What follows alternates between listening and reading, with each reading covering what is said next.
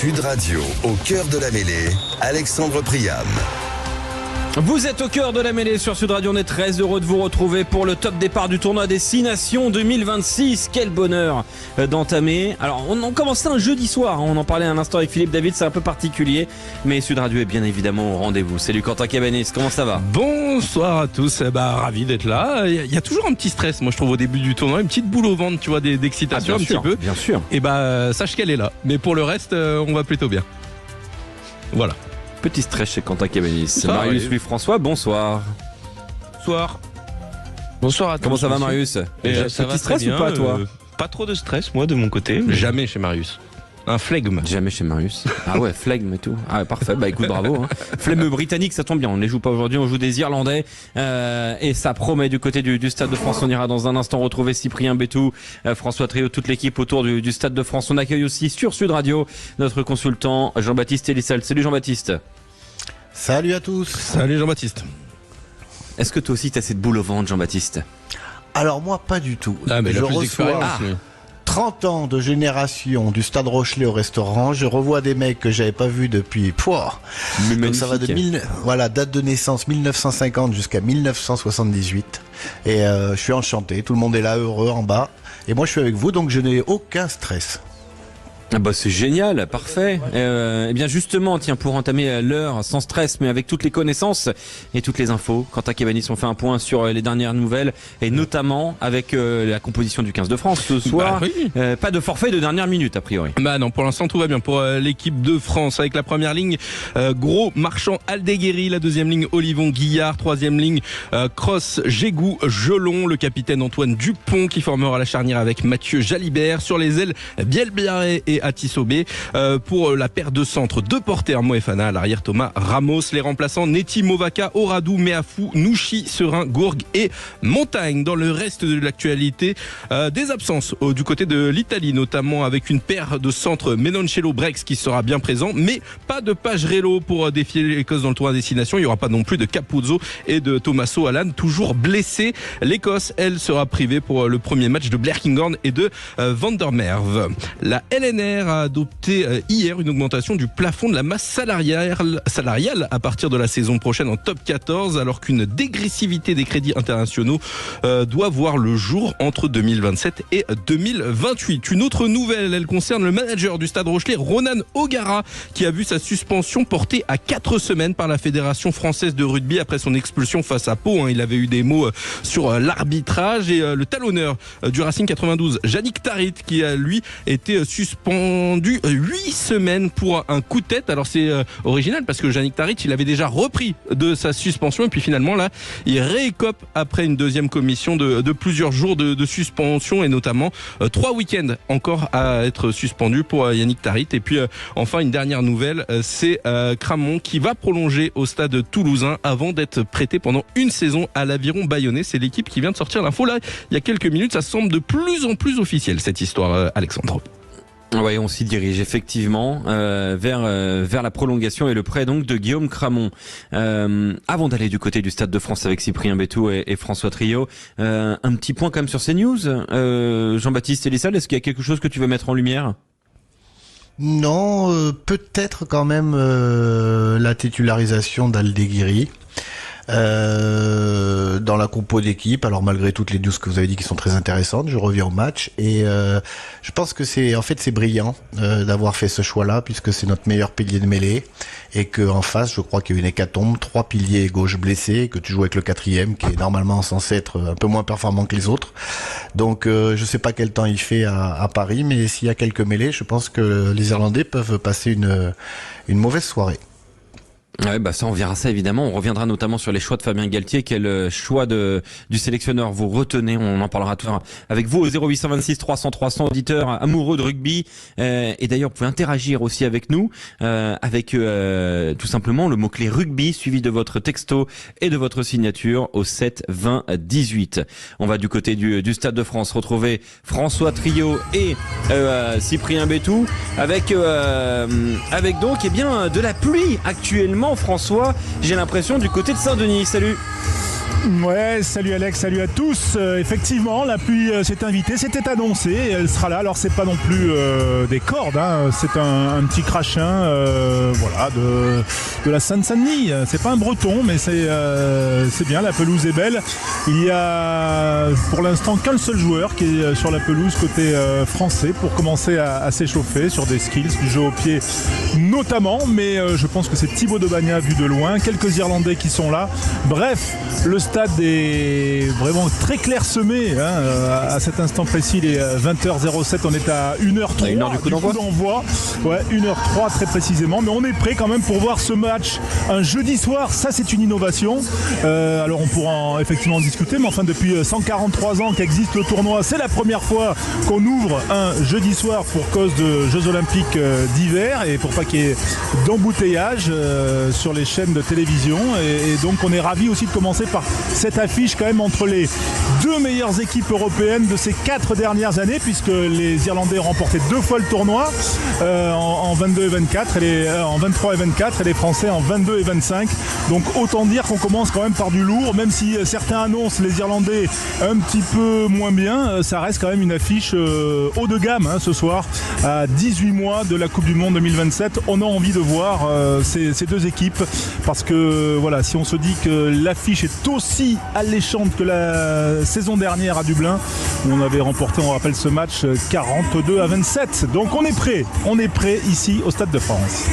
Ah bah ça tombe bien, nous aussi on est prêts pour vous accueillir sur Sud Radio 0826 300 300. Dans un instant, on viendra aux abords du Stade de France avec Cyprien Bétou. On vous rappelle aussi le programme de cet avant-match avec la France était le favorite du tournoi. On en parlera dans un instant avec Abdelatif Benazi. 78 sélections, on parlera des choix de Fabien Galtier bien évidemment. On se posera tout simplement aussi la question où va l'Irlande, quelle est la dynamique de l'Irlande depuis maintenant quelques saisons.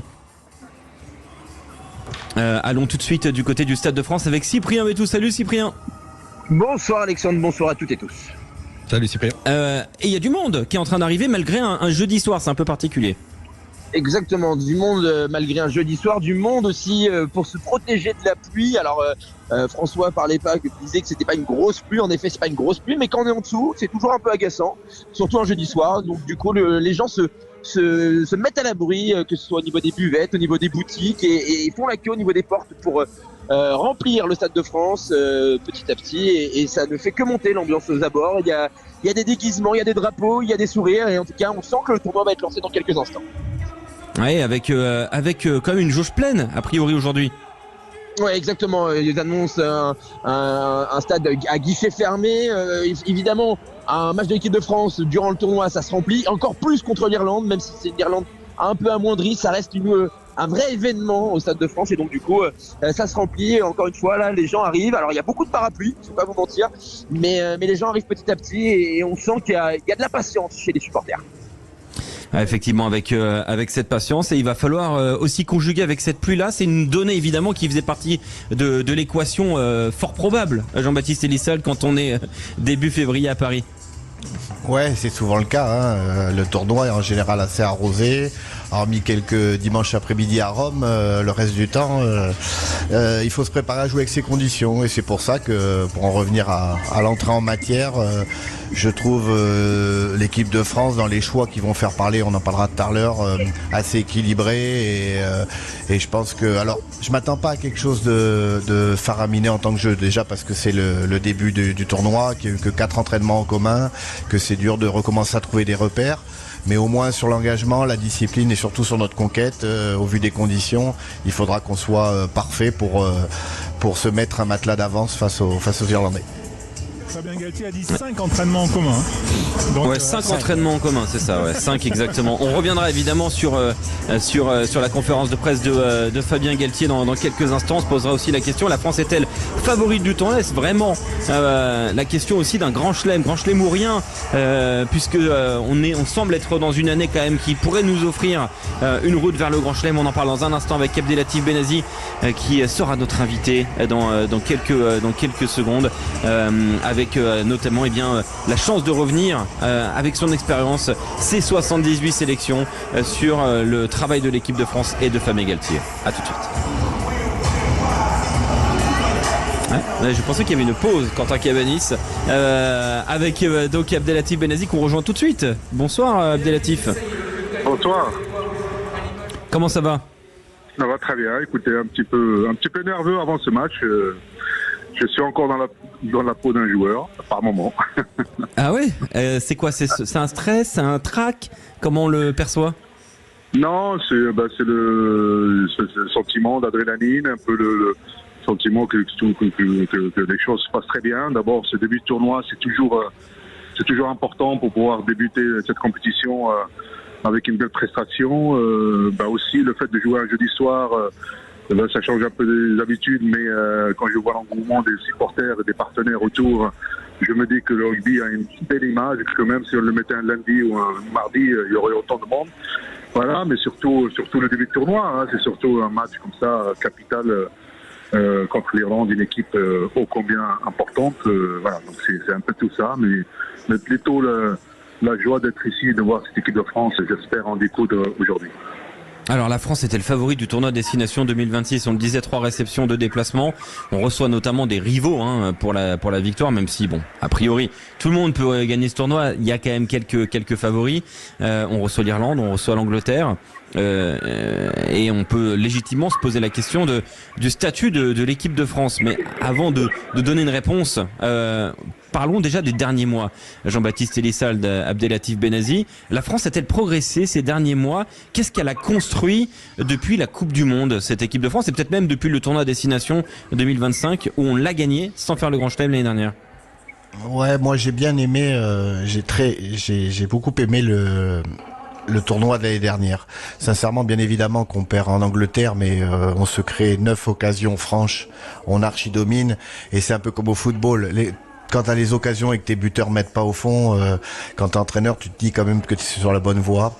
J'avais vu les prémices d'une nouvelle animation offensive avec beaucoup d'avances projetées autour des demi de mêlée, se faire des passes, jouer dans les contacts, ce qui avait resserré beaucoup les défenses et qui avait libéré pas mal d'espace pour nos trois quarts avec un très bon dézonage. J'ai beaucoup aimé ce tournoi. Et un peu moins la tournée, mais je vous dis la tournée, je pense qu'on a été victime un peu de notre calendrier. Commencer par ce qui se fait de mieux dans le monde, ça a un peu cassé les pattes de tout le monde, on n'était pas forcément prêts. Et puis après, on est un peu français, donc quand on se prépare à jouer contre des nations du tiers en dessous, notamment les Fidji, ça reste un peu brouillonnasse, donc et on a fini sur une bonne note. Mais moi, ce que j'aimerais revoir, c'est les ambitions du tournoi de l'année dernière. Les ambitions quoi, dans le jeu? Dans la proposition de jeu? Oui, sincèrement, c'était propre, hein. Mettre 40 points aux Irlandais chez eux.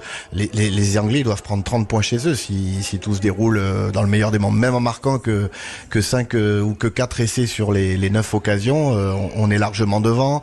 On a vraiment dominé de la tête et des épaules ce tournoi l'année dernière, et j'aimerais revoir une forme de maîtrise, et notamment dans l'animation offensive, voir un peu mieux que ce qu'on a vu au mois de novembre, et qu'on retrouve les standards de l'année dernière. Abdelatif Benazi, les standards de l'année dernière t'ont-ils paru aussi positifs que chez Jean-Baptiste? Positif, certainement. Il y a eu, à mon avis, un peu plus de maturité que l'année dernière. L'équipe se connaît mieux. On a le retour, bien sûr, d'Antoine Dupont en pleine forme. Avec une pression supplémentaire parce qu'on reçoit 3 fois en France. L'année dernière, c'est vrai qu'on fait une énorme performance, comme il a dit Jean-Baptiste, en Irlande. On ne s'attendait pas à une telle prestation. Aujourd'hui, on les reçoit chez nous, un peu revanchard. Non, je pense que tous les voyants sont ouverts. Je peux vous dire que l'équipe de France travaille très très bien. Ils n'ont pas que 4 entraînements, et ça fait une dizaine de jours qu'ils sont ensemble. Il y a une telle implication qu'on a l'impression qu'ils ne veulent pas rater ce tournée. Ils veulent aussi surtout progresser. Alors, on ne va pas parler de Grand Chelem, vous savez, modestement, il faut gérer match après l'autre. Commencer par un gros morceau comme l'Irlande aujourd'hui, ça mérite un peu d'humilité et tout ça, mais il faut rentrer bien dans ce tournoi-là, donc ça passera par une victoire. Voilà, avant d'envisager le reste, il faudra respecter tout le monde, et je pense qu'il faut absolument... Il y a eu cette petite tache noire contre l'Afrique du Sud, un peu par rapport à ce calendrier qui a été imposé, de commencer par une grosse équipe, et après on aura toujours ça en arrière en arrière-plan pour dire que contre les grosses équipes, peut-être on aura du mal, mais non, je pense que l'équipe est en pleine progression. Il y a un calendrier bien établi, un tournoi peut-être à gagner avant de envisager quoi que ce soit pendant la future Coupe. C'est vrai. Mais quand on regarde quand même le groupe France et surtout les absents, les blessures, il y a aussi des choix, hein, bien sûr, mais il y a eu des blessures. Il y a eu une équipe de France qui a vu des cadres avoir des statuts remis en cause. Est-ce que l'équipe de France, elle peut se revendiquer d'être aussi compétitive que l'année dernière? Tiens, on va écouter tout de suite Fabien Galtier sur ce point-là, qui parle de ce début de tournoi. Et lui, il s'attend pas à quelque chose d'extraordinaire. Hein. Écoutez-le bien, les choix des mots de Fabien Galtier, qui parle de ces 10 jours de travail, de ces 5 entraînements à haute intensité. Je pense que tout sera pas parfait, honnêtement, sur ce match d'ouverture. Mais ce que je ressens et ce que j'attends, c'est cette flamme qui nous a souvent porté et qui nous a permis de gagner des matchs et de dégager un caractère, une énergie qui a permis en fait à nos supporters de croire en cette équipe de France. C'est cette flamme qu'on a réussi à allumer en 2020 et qu'il faut entretenir. Voilà. Ce sera pas parfait. Un début de tournoi, c'est rarement parfait, même si on a des souvenirs parfois de début de tournoi très réussis. Il prépare quoi? Il prépare le grand public là, Jean-Baptiste Elissalde? Oui, c'est pas, quand tu parles comme ça que t'es entraîneur, tu rentres pas forcément dans les détails, hein. Il a caché son jeu.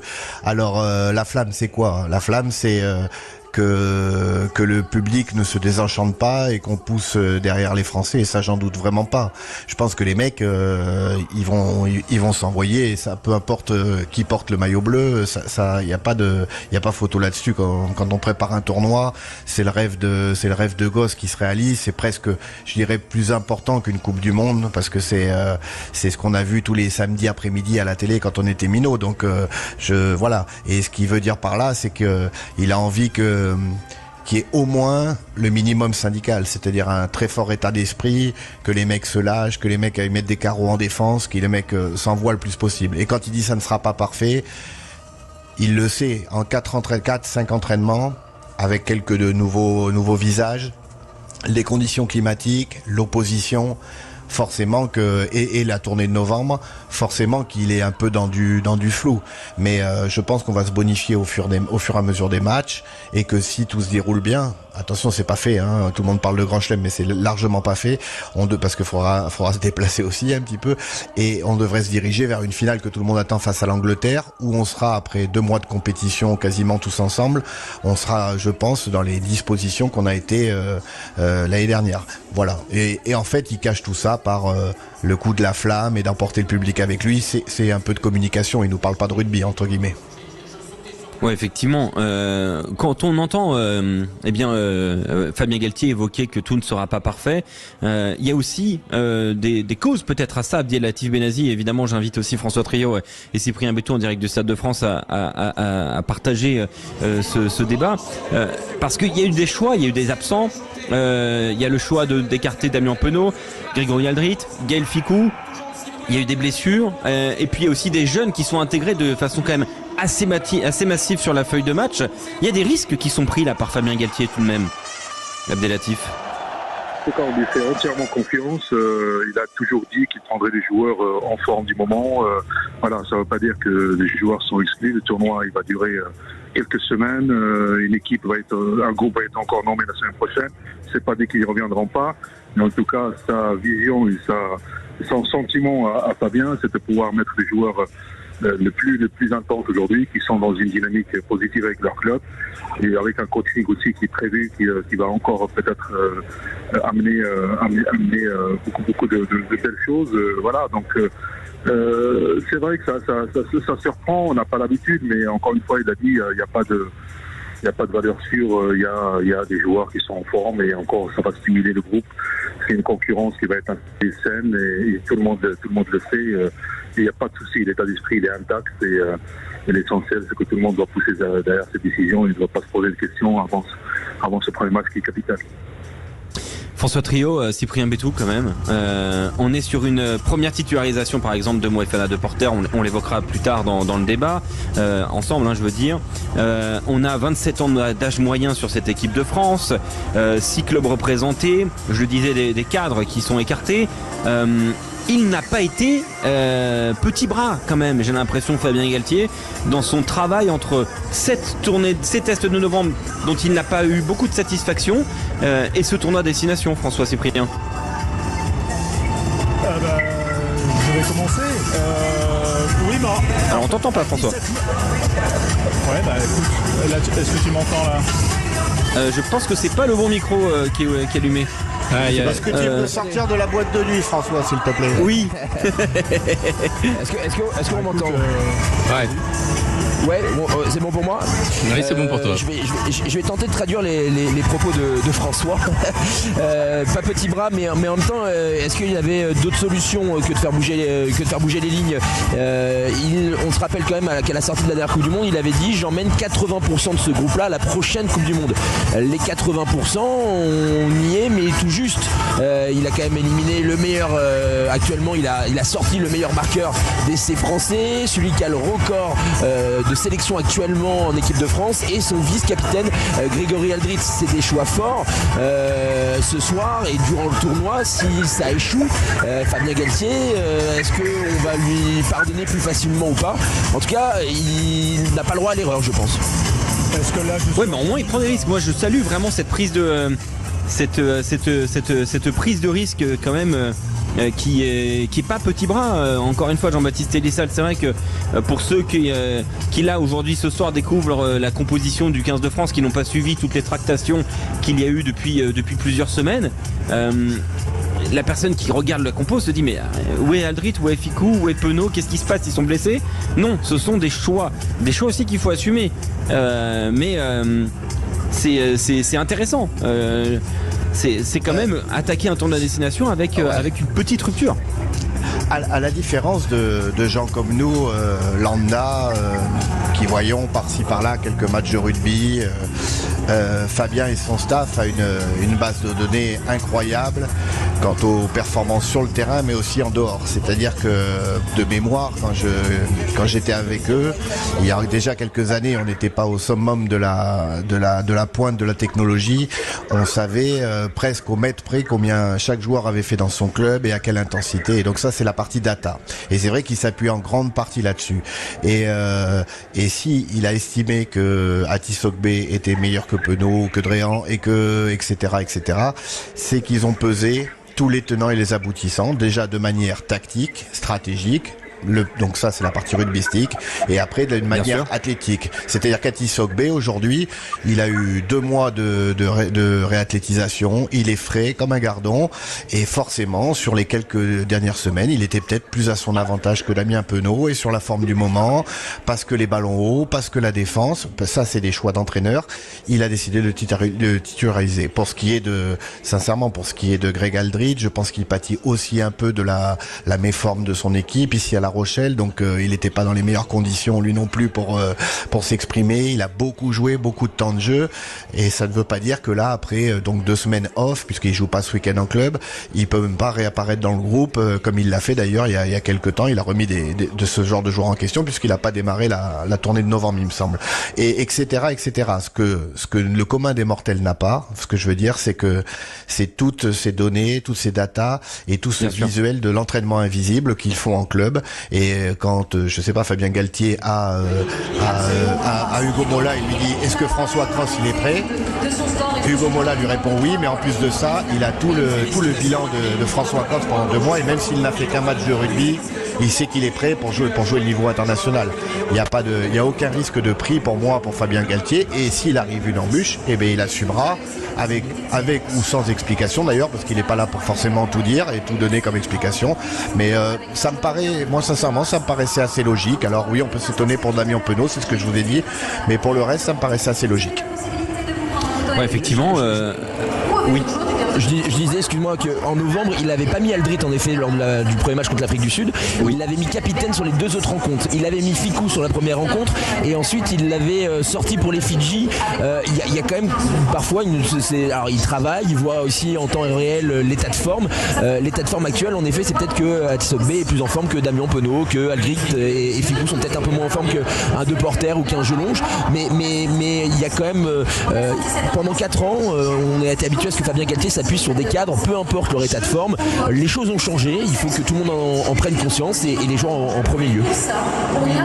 Abdelatif Benazi, oui, Jean-Baptiste, tu voulais réagir ?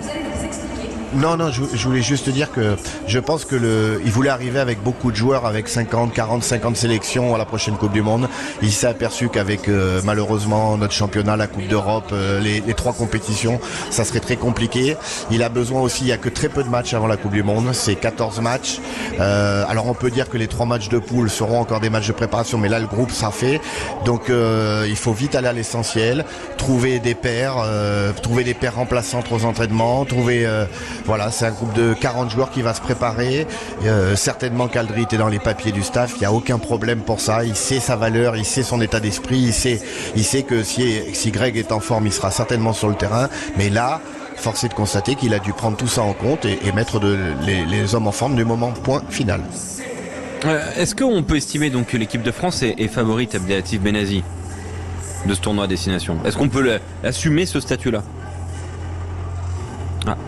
A priori oui. Il a l'air d'accord avec toi. Si on se considère favori de ce tournoi, oui. Est-ce aussi le résultat de la perte de vitesse des autres concurrents, notamment de l'Irlande notamment? Non, moi je pense que ça fait quelques années quand même qu'on est revenu au premier plan, si on n'est pas premier, on est souvent second, on bataille avec les meilleurs, on a fait un grand chelem. Vous savez, les grands chelems, il n'y en a pas beaucoup dans l'histoire, c'est très difficile à faire. Il faut se les taper, les Écossais. Les Écossais, dans un bon jour, ils peuvent vous passer que par-dessus tête, comme l'a fait Glasgow avec Toulouse. Sur un malentendu, les Irlandais, ce soir, ils sont quand même une belle équipe, même s'ils sont un peu à minuit, notamment devant. Les Anglais, ils sont en pleine remontée, donc tout le monde parle de grand chelem. Déjà, gagnons le tournoi, ça sera pas mal. On peut avoir une finale, on le rappelle. Oui, on peut avoir une finale. Et ce que je voulais te dire, c'était que on s'est invité à la table des meilleurs. On est rentré dans le ranking dans les 4-5 meilleures équipes du monde, indéniablement. On a un réservoir que il y a encore 10 ans, 15 ans, mais même peut-être un peu plus longtemps, on avait 1 ou 2 joueurs qui pouvaient faire partie de l'équipe mondiale. Et encore, c'était des exceptions. Aujourd'hui, dans une équipe mondiale, si on fait une vraie sélection, je pense qu'on peut en avoir 5, 6, voire 7. Et même quand ces mecs-là sont en méforme, on remplace par des mecs d'une qualité incroyable. Sincèrement, on a un vivier, et ça c'est dû à la politique des GIF, à la politique du salary cap et tout ce qui s'est passé chez nous. Mais moi, quand j'ai entraîné l'équipe de France, tu avais le choix entre 3 numéros 10. Tous les autres dans le top 14 étaient étrangers. Les piliers droits, 2 piliers droits. Tous les autres étaient étrangers. Aujourd'hui, il y a quand même un fond, et c'est pour ça qu'on arrive à monter les standards, on arrive à monter le niveau. Il y a de l'effervescence, il y a de la concurrence, il y a des mecs qui sont remis en question. Voilà, les mecs sont remis en question, donc les mecs, ils rentrent chez eux, ils travaillent encore plus parce qu'ils veulent tous aller à la Coupe du Monde au tournoi, et le niveau de l'équipe de France monte. C'est en quoi on est favori. Mais être favori, ça veut pas dire que t'es gagnant à tous les coups. Et je joue pas beaucoup au PMU, mais bon, je crois. Jean-Baptiste, Quentin, François, Cyprien, petit tour de table sans développer. La France vainqueur, avec grand chelem, sans grand chelem, ou pas de victoire? Quentin Cabanis. Vainqueur avec grand chelem, et j'ai les doigts croisés. Jean-Baptiste Elissalde. Ma raison va me rappeler, je vous dis, c'est très dur, on les compte sur les doigts d'une main, les grands chelems, donc une victoire sera déjà très bien, et peut-être un bonus, mais une victoire. Je sens que tu nous vois tomber en Écosse, je sais pas pourquoi je le sens comme ça. François. Oui, victoire et grand chelem. Victoire et grand chelem pour François. Cyprien. Victoire sans grand chelem. Victoire sans grand chelem. Marius, lui, François. Victoire avec grand chelem. Ah bah ouais, je te rejoins. Victoire avec grand chelem. Oui, Quentin. Non, c'était ton avis que je voulais. Ah bah oui, je rejoins totalement. Victoire avec Grand Chelem. Je pense que effectivement moi le danger que j'ai c'est ce dernier match à domicile face à l'Angleterre. Le déplacement en Écosse aussi un petit peu. Oui, mais surtout le dernier match à domicile parce que je crois que les Anglais joueront aussi le tournoi face à nous. Et je pense qu'on va arriver avec les 2 nations à 4 victoires. Et ce serait une fin exceptionnelle. Ce serait absolument fantastique. Ce qui serait génial aussi, et on vous le conseille, c'est d'appeler le 0826 300 300. Venez parler rugby avec nous dans un instant. On va se poser la question des choix de Fabien Galtier. On va rappeler la compo dans quelques minutes et on évoquera donc ces choix de Fabien Galtier. Quel choix retenez-vous? Aldeguerri titulaire, Guiard en 5 mais à flou sur le banc, la charnière Dupont-Jalibert ou la première association Moefana de Porter avec le 15 de France. On en parle dans un instant sur Sud Radio. À tout de suite. Sud Radio, au cœur de la mêlée, Alexandre Priam. Vous êtes sur Sud Radio, sur la radio du rugby. On a une demi-heure maintenant du coup d'envoi de ce tournoi Destination 2026 avec ce match France-Irlande qui sera en direct du Stade de France et commenté par François Trio, Daniel Herrero. Toute l'équipe Sud Radio est là jusqu'à minuit pour vous faire vivre le top départ de ce tournoi Destination 2026. On va rappeler les compos, François, avec l'équipe de France donc qui se présente avec quelques petites nouveautés, notamment cette paire de centres qui va être alignée en équipe de France mais qui a l'habitude de travailler du côté de l'Union Bordeaux-Bègles. Ah bah François qui ne nous entend pas. On va faire la compo Quentin, faisons-la. Donc en fait la compo avec 8 clubs représentés, 8 clubs du top 14 et donc Thomas Ramos à l'arrière, Atis Sogbe et Bielbiaré aux ailes, De Porter, Moefana au centre, Jalibert Dupont, Jelon, Jégou, Cross en 3e ligne, Cross qui fait son retour comme Dupont en équipe de France, Guillard, Olivon, le 2e match en 2e ligne pour Olivon, puis Aldeguerri, Marchand et Gros, un banc en 6-2 qu'on détaillera sans doute après, mais voilà en gros la compo de l'équipe de France, Alexandre. Ouais, la compo des Bleus effectivement. Quel choix vous retenez dans cette composition du 15 de France? Quel choix fort de Fabien Galtier? Est-ce par exemple Aldeguerri titulaire? Est-ce Guillard en 5 mais à fou sur le banc? Est-ce la charnière Dupont-Jalibert? Est-ce l'association Moefana de Porter? Pourquoi pas Atisobé titulaire? Voilà. Venez nous dire au 0826 300 300. Bah tiens, on va rejoindre tout de suite Thibaut. Salut Thibaut. Salut la team Sud Radio. Salut Thibaut. Comment ça va Thibaut? Oui, ça va. T'as l'air en forme, écoute. Le début du tournoi, donc voilà. Un moment toujours agréable. Donc, Thibaut, est-ce que tu as un choix que tu veux mettre en lumière? Le retour de Jalibert. Et je veux le retour de Jalibert. Tu penses que ça c'est parce que il aurait pu par exemple Fabien Galtier mettre Thomas Ramos à l'ouverture et choisir un arrière et trouver un arrière, mettre Romain Bureau à l'arrière, j'en sais rien. Mais il y a le choix assumé de Mathieu Jalibert. Bah tiens justement. C'est un point intéressant Mathieu Jalibert parce que évidemment on en a énormément parlé. On va parler de cette charnière puisque tu amènes tout de suite le sujet Thibaut. Écoutons Fabien Galtier qui parle donc de ce qu'il attend des 2 joueurs, Antoine Dupont, Mathieu Jalibert qui seront titulaires aujourd'hui, de leur relation sur le terrain. Mais il veut surtout pas accompagner la frénésie de ces discussions qu'il y a eu avant la rencontre. On écoute. La charnière, c'est un sujet romantique en France. On adore parler de la charnière. Ils sont souvent responsables de beaucoup de choses. Ça fait 7 ans maintenant que Mathieu Jalibert fait partie des 3 ouvreurs qui jouent régulièrement pour l'équipe de France. Donc, il a une bonne expérience collective avec nous. Moi, ce que j'attends très clairement de la charnière, c'est ce que j'ai vu pendant 10 jours. Cette complicité, cette concentration, associer en fait les forces autour d'eux pour essayer d'être les animateurs. Mais pas que, ils font partie d'un groupe de 15 joueurs sur le terrain de notre articulation offensive et défensive. Je ne mettais pas un sujet spécifique sur notre charnière, pas plus que ça. Effectivement, et c'est un point intéressant, Thibaut, parce que bon voilà, évidemment, ça fait rire Jean-Baptiste. Ça fait rire Jean-Baptiste parce qu'évidemment la façon de parler de Fabien Galtier, elle est quand même assez exceptionnelle. Qu'est-ce qui te fait rire, toi, Jean-Baptiste? La langue de bois. La flamme, le romantisme. Il est amoureux en ce moment, Fabien, je pense. Dans sa vie. Alors il a été dans les étoiles. Ouais. Non, blague à part. il n'a pas envie de nous en parler, comme il n'a pas envie de nous parler de stratégie ou de trucs.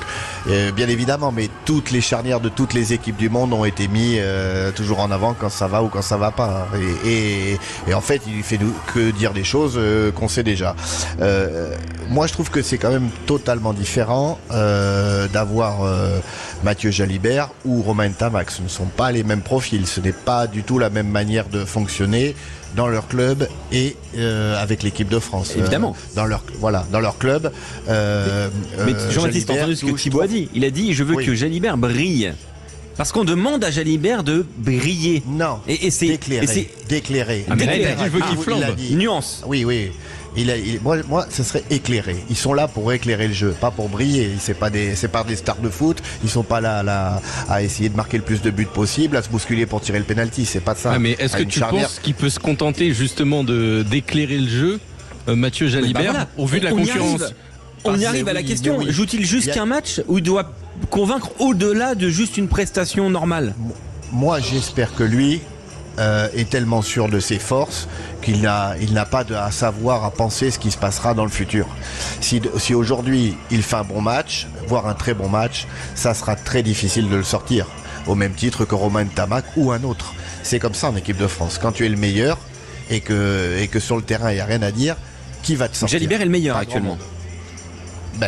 Oui, sincèrement, sur ce qu'on voit depuis le début de la saison.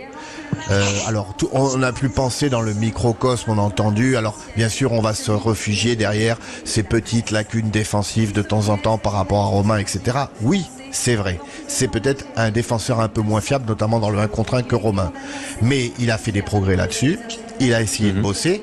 Et de toute façon, quand tu mets des joueurs de ce standing-là sur le terrain, d'abord, tu les mets pour leurs points forts.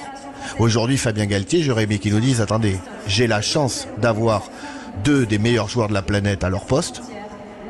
Et je discute pas du placement du ranking de Romain par rapport à Mathieu ou quoi que ce soit. J'ai les 2 qui quand même que tout le monde nous envie.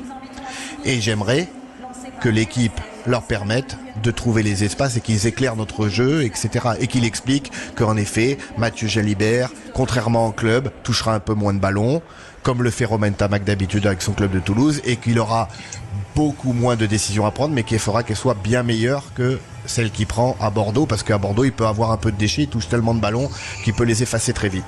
Voilà, là il a pas voulu en parler, il tape en touche, il sait que ça a défrayé la conique, voilà. Et quant au fait de mettre Thomas Ramos, je l'avais évoqué en rigolant il y a 15 jours quand on en a parlé. Et là, Thomas Ramos, ça veut dire tuer Jalibert. Et quand même, tu pars à la Coupe du Monde, t'as besoin d'un groupe de 40 et quelques joueurs, t'as besoin de 3 ouvreurs, ou voire 4. Donc, il faut que Mathieu soit du voyage. Ça aurait pas été possible dans le management. Ça aurait été possible stratégiquement, mais pas dans le management du mec. Voilà. Aujourd'hui, j'espère que Mathieu va être libéré de cette pression qu'il a en équipe de France et qu'on va voir, et que les avants vont faire le boulot, que Antoine Dupont va essayer de lui lâcher les ballons au bon moment quand il faut sur la 3e passe et qu'il va gérer les espaces, que ce soit les espaces dans la latéralité, en face de lui s'il a des duels à jouer parce que c'est là qu'il est le meilleur, ou dans la partie profonde du terrain sur son jeu au pied. Basta. Thibaut, toi tu dis je veux que Mathieu Jalibert brille. Qu'est-ce que tu attends aujourd'hui de Mathieu Jalibert? Qu'est-ce qu'il joue selon toi? Il joue beaucoup. Pour moi, c'est cette charnière qui doit aller à la Coupe du Monde et pas le pseudo toulousain là qui est tout le temps blessé là. Donc moi, tu parles de Romain Ntamak? Bah oui, mais on va parler de... Il y a quand même un manque de respect sur la personne. On rappelle que Thibaut est supporter du Stade Français Paris. Voilà, oui, il faut bien le signaler. Romain Ntamak, c'est pas un pseudo toulousain. Il est né à Toulouse et il était avec nous dans les vestiaires quand il avait... Voilà. Pardon. C'est un vrai Toulousain. Bon, bref. Je tenais à le dire en fait. Oui, c'est un vrai Toulousain. Oui, non, mais t'as raison, Jean-Baptiste. Non, mais alors, pour ceux qui ne connaissent pas Thibaut, supporter parisien, il ne pourra jamais s'empêcher de mettre un pic au Toulousain à chaque fois qu'il en parle. Hein. Ça, c'est voilà. Ça a bien marché. J'ai bien réagi. T'as vu tout de suite. Ah oui, bravo. Là, il t'a eu à la pêche tout de suite. C'était fait exprès, c'était pour Titi et Jean-Baptiste. Il a mis une pièce et elle a fonctionné. Parfait. Voilà. Bon, bref, pour moi, oui, il joue beaucoup parce que on sait que Galtier, pour lui, c'est Romain Ntamak et que, pour moi, depuis le début de la saison, Jalibert est carrément au-dessus. Mais pour moi, le choix de le remettre dans le jeu est très important. S'il fait un super match ce soir, je pense qu'il fera la totalité du tournoi, sauf s'il se reblesse. Ça, c'est possible. Hein. La blessure fait partie du sportif de haut niveau, du rugbyman en particulier. Donc, j'espère qu'il fera un super match. Après, pour moi, c'est ma charnière préférée depuis longtemps. Donc, je vais pas changer d'avis au milieu du gué. Je croyais qu'il allait dire depuis Michalak et Lissalde. Ça aurait été parfait. ça aurait été drôle. Merci Thibaut d'avoir été avec nous. Ton pronostic pour ce soir, le score 30-25 pour la France. Ah, j'ai dit 31-15, tu dis 30-25. Ouh là là là là, ça va être serré cette histoire. Quentin, est-ce qu'il y a un choix de familialité que tu veux mettre en lumière avant qu'on reparte au Stade de France tout de suite? Écoute, moi je vais suivre notre ami Jean-Baptiste Elissalde avec le choix de Dorian Aldeguerri au poste de pilier. En tant que titulaire, parce que on imaginait au début que ce soit Régis Montagne qui soit titularisé à ce poste-là. Finalement, c'est pas le cas. C'est Aldeguerri avec ce choix de la mêlée, comme le soulignait Jean-Baptiste Elissalde, plutôt que du jeu couru. Donc voilà, je pense qu'il y a ce choix qui est assez fort de la part de Fabien Galtier. Je pense qu'il y a 3 semaines, personne s'attendait à ça et que finalement, c'est lui qui est là. Ouais, Dorian Aldeguerri, d'ailleurs Fabien Galtier l'a évoqué en conférence de presse, comme par son expérience, par sa maîtrise totale du poste de pilier droit et de sa gestion de la mêlée fermée. Et il disait, Régis Montagne rentrera avec d'autres joueurs qui vont aussi lui apporter beaucoup de tempo, et il a associé immédiatement Rodrigue Nettier et Peato Movaca. Possible qu'il y ait un... Et Meafou à ses fesses. Et Meafou. Parce que je pense que là aussi la titularisation du seconde ligne droit est important dans les deux parties. Guillard est un moins gros supposé tracteur que Meafou, donc il est derrière le meilleur pilier de mêlée, derrière Aldeguerri, et Meafou rentrera pour aider Montagne sur une phase des jeux où il est peut-être, et encore je dis bien peut-être, un peu plus en difficulté que Dorian.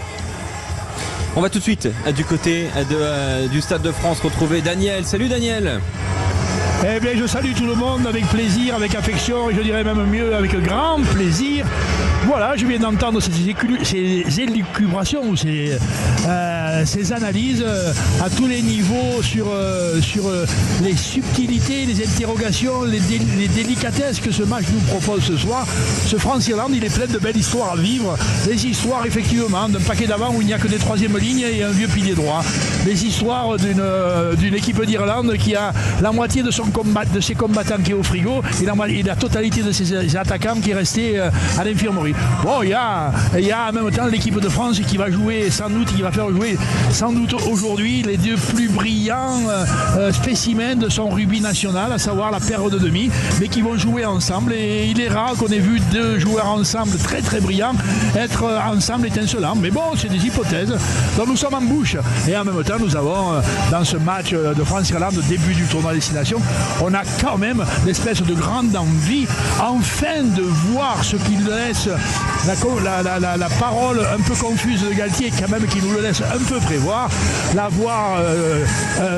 la naissance ou tout au moins l'impulsion maintenant définitive d'un jeu de rugby plutôt marqué à la française. Voilà. 10, 11, 12, 13, Union Bordeaux-Bègles. C'est intéressant ça quand même, François Trio aujourd'hui. 10 Mathieu Gélibert, 11 Louis Galvieret, 12 Moefana, 13 de Porter. C'est quand même pas commun. Oui, après c'est relativement mérité quand même par rapport à la saison dernière, un titre de Champions Cup là aussi logiquement remporté, et puis quand même un début de saison qui a confirmé cet état de forme. Voilà, il manque quand même Damien Penaud. Ça c'est un vrai choix, on en a parlé au début de la présente thème, mais quand même c'est le recommandement d'essai français, c'est le meilleur marqueur français dans le tournoi destination. C'est aussi faire des choix forts parce qu'il faut régénérer l'effectif à 17 matchs de la Coupe du Monde, à 1 an et demi. Donc c'est à la fois un tournoi où il faut gagner au présent, et puis à la fois préparer l'avenir. C'est la difficulté du manager, mais pour ça il faut s'appuyer sur les hommes en forme, et actuellement les joueurs de l'Union Bordeaux-Bègles sont en forme, à l'image de Mathieu Jalibert, donc associé, comme disait Daniel, à Antoine Dupont. On a envie de voir comment ces deux étoiles vont éclairer le jeu et briller ensemble. Oui. Briller ensemble, c'est un point important, Daniel, parce que toi, j'ai les souvenirs, je me suis refait les après-matchs de cet automne, et on peut pas dire que la satisfaction était un terme que l'on a beaucoup évoqué lors de ces tests de novembre, notamment sur le plan du jeu. On n'a pas toujours été satisfait par la production rugbystique et notamment sur les intentions aussi. Daniel. Oui, on pourrait dire que dans le passé récent du 15 de France, c'est-à-dire dans les 6 derniers mois, eh bien, notre 15 national s'est incliné 3 fois en Nouvelle-Zélande. Mais on sait que l'adversaire sur ces terres était pénible, délicat, difficile, que la France n'avait, semble-t-il, pas l'ensemble, la majorité de ses attributs pour guerroyer correctement en Nouvelle-Zélande l'été dernier. Bon, là, on a mangé sans être trop mauvais, en étant généreux et vaillant, mais en étant avec un rugby quand même, je dirais, pas encore radicalement de Série A. Ensuite, dans l'automne, on joue contre les Sud-Africains. Là, ça nous est pénible.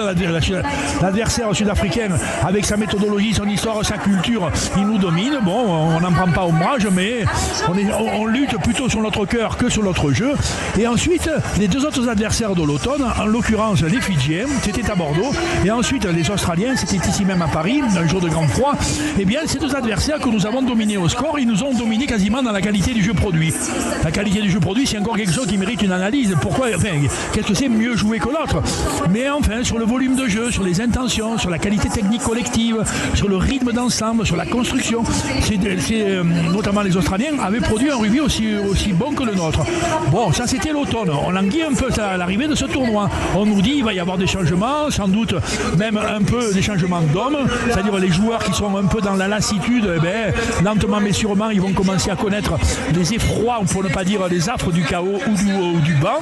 Bon, là il y en a 3 ou 4, et en même temps l'arrivée de joueurs à caractère plus frais, plus athlétique, plus dynamique, plus incisif, peut-être plus créatif, devrait redynamiser un peu la qualité à envisager de ce jeu. On a la sensation qu'on nous promet peut-être un jeu. Alors si je dis à la française, c'est à l'opposé, ou tout au moins en différence du jeu à l'anglaise. Le jeu à l'anglaise, c'est le jeu anglo-saxon, où que tout le monde joue à peu près de la même façon. Avec autant de rigueur en touche et en mêlée, avec autant de rigueur dans les nettoyages. Avec les Irlandais. Alors les Irlandais, ils ont, eux, qui sont anglo-saxons quand même, grosso modo, leur pack d'avant et leur paire de demi, les 2 centres, c'est totalement ça, régulier, appliqué, méthodique, on répète avec discipline, avec soin, avec attention, mais ils ont le caractère un peu guerrier que peuvent avoir les gens d'un pays qui ont connu la famine et les prix Nobel de littérature, tu vois, c'est-à-dire voilà, l'Irlandais, il a ce caractère un peu épicé dans le combat, qui fait que c'est un adversaire original, mais nous avons quasiment joué le même rugby depuis 5 ou 6 ans que tous ces Anglais, que tous ces anglo-saxons. Là, il semble que, et moi, la formation d'équipe m'intéresse beaucoup, encore une fois, non pas par l'association, j'allais dire, des 2 brillants en demi, ou du volume très connivant de nos 3 quarts, presque tous sont de l'UBB, tu vois, l'UBB et Toulouse, bon, ça fait la ligne de 3 quarts du 15 de France, mais par la construction de son paquet d'avant. Quand dans un paquet d'avant, tu mets par conjoncture ou par intention, je le suppose par intention, tu mets des joueurs à grande qualité athlétique vers la course, à une aptitude au jeu de main, tu vois, c'est-à-dire tous sont techniquement assez élevés, que tu les mets capables de courir beaucoup, capables de se déplacer beaucoup, c'est que quand même tu as l'intention de courir beaucoup et de te déplacer beaucoup. Si l'équipe de France, elle nous reprend le jeu, occupation du terrain, chandelle dans le demi-terrain, dans l'entre-deux-jeux, et nettoyage et hurler au bonheur d'un pick and go ou l'exploit d'un Antoine Dupont, alors je dirais ils se sont sans doute trompés dans la construction et dans la volonté du jouer. Mais on est quand même très en bouche parce que peut-être naîtrait à partir de ce tournoi-là une évolution fondamentale de la morale du rugby français aujourd'hui au niveau. Justement, l'équipe que l'équipe de France va affronter ce soir, l'Irlande, a été là aussi fortement touchée par les blessures, notamment devant, même si Fabien Galtier a rappelé le très haut niveau de cette première ligne malgré la jeunesse qu'elle aura ce soir. On sent quand même, François, que l'Irlande tergiverse sur le poste d'ouvreur, est en train de préparer une potentielle succession durant le tournoi ou après le tournoi de Jamison Gibson Park au poste de demi-mêlée. Craig Kesey est en train de pousser. Il y a quand même quelques postes qui sont en balance et une nouvelle génération qui pour l'instant ne semble pas véritablement prendre le pouvoir, François. Oui, c'est vrai que le rugby irlandais a quand même un réservoir. Il y a un gros travail qui a été fait dans les académies, dans le milieu scolaire et tout, mais enfin le réservoir, il est quand même beaucoup moins grand que le réservoir français. Et c'est vrai que la nouvelle génération a du mal à renouveler cette équipe d'Irlande qui a remporté quand même 2 tournois, on le rappelle, en 23 et 24, que aujourd'hui le jeune Sam Prendergast est titularisé en numéro 10 encore, on lui fait confiance, mais c'est vrai qu'il a du mal à faire oublier Jonathan Sexton. Ça, c'est un problème. Et même si Andy Farrell a fait des choix, un peu comme Fabien Galtier, sous la contrainte de certaines blessures, et aussi parce qu'il veut lui aussi, à 1 an et demi de la Coupe du Monde, alors que les Irlandais sont en train de rentrer au vestiaire après l'échauffement collectif, voilà un moment bien groupé, bien soudé, les Français sont encore sur le terrain. Et bien Andy Farrell, il a besoin quand même de tester des gens, notamment comme les 2 piliers, Laufman et Clarkson. Il y a quand même cette deuxième ligne très solide, hein. Le 5 de derrière du pack, Daniel, il est quand même très solide, hein, avec entre Doris, Zonderfleer. Le 5 de derrière est très expérimenté chez les Irlandais, très expérimenté, c'est tous des burinés. Même le jeune Mark Carty, il a que 23 ans, mais il a déjà 4 saisons au plus haut niveau et il fait déjà partie de l'élite mondiale sur le poste. Ah non, là sur la seconde ligne et troisième ligne, j'allais dire presque un peu la nuance des Français qui sont dans ce secteur-là plutôt des innovants. Les Irlandais sont inquiets de fait prioritairement de l'absence de leurs 2 piliers très burinés aux grandes confrontations internationales. Ouais, Furlong qui est encore trop juste, hein, qui reviendra en deuxième journée, mais et Porter qui est toujours blessé. Donc c'est vrai qu'Andy Farrell, il a dû faire des choix, mais c'est aussi une revue d'effectifs pour lui, un banc en 6-2 hein, pour lui aussi, comme les côtés français. Mais on a envie de voir quand même ce duel de charnière avec ce jeune Prendergast qui avait été en souffrance l'an dernier à Dublin lorsque les Français l'avaient emporté 42-27. Oui, s'il est maintenu, Prendergast, il est jeune aussi, il est dans les hésitations. Il y a 4 demi-ouvertures qui ont été essayées par les Irlandais depuis la retraite de Jonathan Sexton. Donc ils sont dans l'indécision pour le poste clé d'ouvreur au rugby international. Mais lui, il semble quand même avoir pris le dessus sur ses concurrents et il s'impose lentement quand même sur le poste d'ouvreur parce qu'il a l'intelligence et la liberté du geste. Il sait presque tout faire, il lit très vite le jeu Prendergast et il est plutôt bon dans tous les secteurs de la motricité de l'ouvreur. Par contre, il n'a pas la 4e vitesse, il n'a pas l'explosivité, il n'a pas la dangerosité quand tu le regardes. L'embrayage parfois qui patine. Voilà, et quand tu le regardes, tu as l'impression qu'il va rentrer à des pattes de main. Donc il est jeune pour ça quand même. Hein. Voilà, et il est un peu jeune, on dira. Mais c'est pas pétillant. Mais quand même, s'il est maintenu, c'est que c'est un gestionnaire déjà assez élevé dans sa tranche d'âge. Il a que 22-23 ans et vous ne pouvez pas l'ignorer quand on voit jouer les Irlandais depuis longtemps et l'entraîneur qui sont ces Irlandais, c'est-à-dire la méthode, l'application, la rigueur et la gestion, c'est quand même un élément déterminant dans la construction de son équipe. Et là il y a une charnière du Leinster et sur le banc il y aura la charnière du Munster, hein, Craig Casey, Jack Crowley. Oui François. Et à noter que Sam Prendergast, il a son frangin qui joue en 3e ligne, titulaire pour la première fois dans le tournoi. Donc c'est une histoire sympa et il va élevé en numéro 6 aujourd'hui. Voilà, lui qui doit faire oublier une des légendes du rugby irlandais, Peter O'Mahony, qui a maintenant tiré enfin sa révérence. Oui, à 45 ans, il a estimé qu'il avait fait le plus gros. C'est une famille qui aime se mettre la pression quand même. Hein. Pardon. Je disais, c'est une famille qui aime se mettre la pression quand tu dois remplacer Sexton et O'Mahony. Et Peter O'Mahony, l'homme Irlande, tu vois, l'homme Irlande de Peter O'Mahony, les 2 hommes Irlande de fait. Et on parlait des avants, mais les 3 quarts. Les 3 quarts, il se passe quand même des choses dingues. Il n'y a pas de James Lowe, il n'y a pas d'Hugo Keenan, il n'y a pas de Bundy Aki. Il y a Tommy O'Brien. Ouais, mais James Lowe, ça pose question parce que moi je pense que c'est un choix. C'est un choix. C'est-à-dire qu'à un moment, Jacob Stockdale, qui a été quand même une référence dans le tournoi pour l'Irlande dans les fin des années 2010 et début des années 2020. Voilà, là il revient après, on l'avait pas vu je crois depuis 5 ans dans le... depuis 2018. Depuis 5 ans dans le tournoi. C'est une première depuis 5 ans. Mais visiblement il a gagné sa place sur le terrain, l'ailier de l'Ulster. Donc ça c'est important.